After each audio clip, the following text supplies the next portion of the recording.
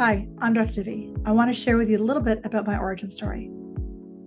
My first obstacle in my childhood, at the time, I perceived to be my family of origin. I come from parents that were immigrants from India. My dad's a professor, my mom worked at the library. We were very strict in the family of origin I grew up in. I grew up in a sort of small to mid-sized town. And there was no choice for me and my four siblings. We all had to become doctors. So two of us are physicians and two of us are PhDs. Because I'm the youngest of four, I actually watched what they did and I realized, oh, medicine's shorter. So I took that route. The biggest obstacle for me at the time was I perceived like I had no choice. I perceived that this is all I can do, and that's what I did. And that was my first obstacle in life. Then as I grew up a bit older, the internal struggle I first experienced was mostly when I first became a doctor. So I graduated when I was 25, I was out working when I was 25, and then I was working, and then within a few years of working, I started to question everything I learned. Because I was very young when I went through medical school, I didn't really have a perspective on life, would be the best way I can put it. I beelined it through grade school, high school, medical school, and undergrad. I just beelined it. So I didn't really have an exposure to life that much. So my next kind of struggle was when I discovered that everything I was taught about pharmaceuticals didn't work for my magical mind. I thought, when I prescribed, say, Prozac or medication for pain, that all the problems went away. I was young when I went through school. And then when I discovered that that wasn't true, that was my next struggle. I was like, what? This doesn't work? But I didn't discover it right away. It took me a few years to see it with patients and, all of those kinds of things. And that then created my internal struggle where I started to fight with myself going, wow, you did all this work, you got into school, now what? So that then led to my external struggle. And my external struggle then became, now what do I do? Because through medicine, in the time that I worked as a family doctor, I was really good at it. I was great at connecting with patients. But my external struggle became, now what do I do? I beelined my entire life since I was 5, 6 years old to do this career. Now what? I'm only 28, 29. Now what do I do? And I tried for years within medicine to try all kinds of different things, from family medicine, my own practice, small town medicine, emergency room, hospital work, psychiatry. I tried on so many different hats. And I just kept hitting the same wall. I kept feeling like my heart's not open. I feel like I don't think I'm meant on the planet to do this. I know that sounds like a silly thing, but at the time I used to hear people talking about, oh, I was born to do this. And I was like, I don't feel that way. It didn't feel like drudgery, but it didn't feel like passion. So my next struggle was, okay, now what do I do? I spent all this time becoming a doctor. Now what do I do?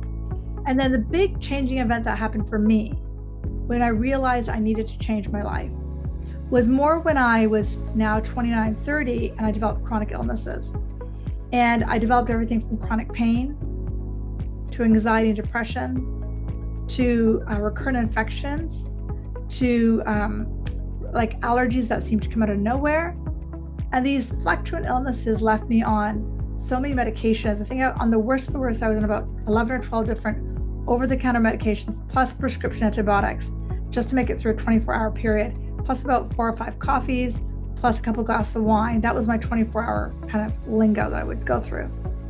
I was only 28 or 29, so I felt like I was up against a wall. And then that struggle then led me to change my life, because what ended up happening was I ended up somehow on a yoga mat, practicing yoga and meditation, which I resisted for a long time to help with the pain. But then within 6 months of me starting on the yoga mat, 50% of my illnesses on a day-to-day basis were gone. I didn't need all those medications, I only needed a few. And after about 15 months of kind of a regular yoga practice and meditation practice, I then started to feel a lot better. And so that was like the massive turning point for me. So then the spark that really took me to the next level of intuitive work and really helping people was that when I would practice yoga, I was great. I actually went off and became a yoga studio owner, taught yoga for close to 10 years.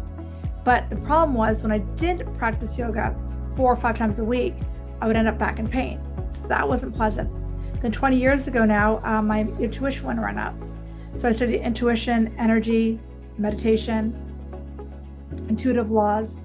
And that's when I actually learned to heal my pain and my body illnesses with medicine of thought and emotions. And that's when I started to drift away from teaching yoga to offering intuitive work and energy work and helping people to heal in that way. So that was the next kind of big shift that I made, and that really pushed me forward. And now I can sit here in front of you and tell you I have no more chronic illnesses. In fact, I was diagnosed with glaucoma about 4 years ago or 3 years ago during the pandemic, because I had to go get reading glasses because we're all sitting at home reading all the time. And then during that checkup, she said she thinks I have glaucoma. Went down the specialist route, who agreed with it. I have a very strong family history of glaucoma.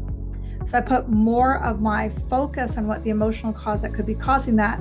Went back to the eye doctors, and they were like, nope, it's gone now. So I don't believe there's anything your body can give you that cannot heal. So how am I now? I'm great. I'm living the life of my dreams. I'm married. I'm in a fantastic relationship. I've healed a lot of layers of that relationship when it never ends. I love what I do for my career. I help people. I use intuition and energy medicine to help people heal. I help people develop the same skill set I have to help other people. So I feel like every day I wake up, I feel younger, I feel on purpose, and I feel like this is what I'm meant to do. So how am I now? I'm great. And that's all I got. So that's my origin story. I'm sending you lots of love.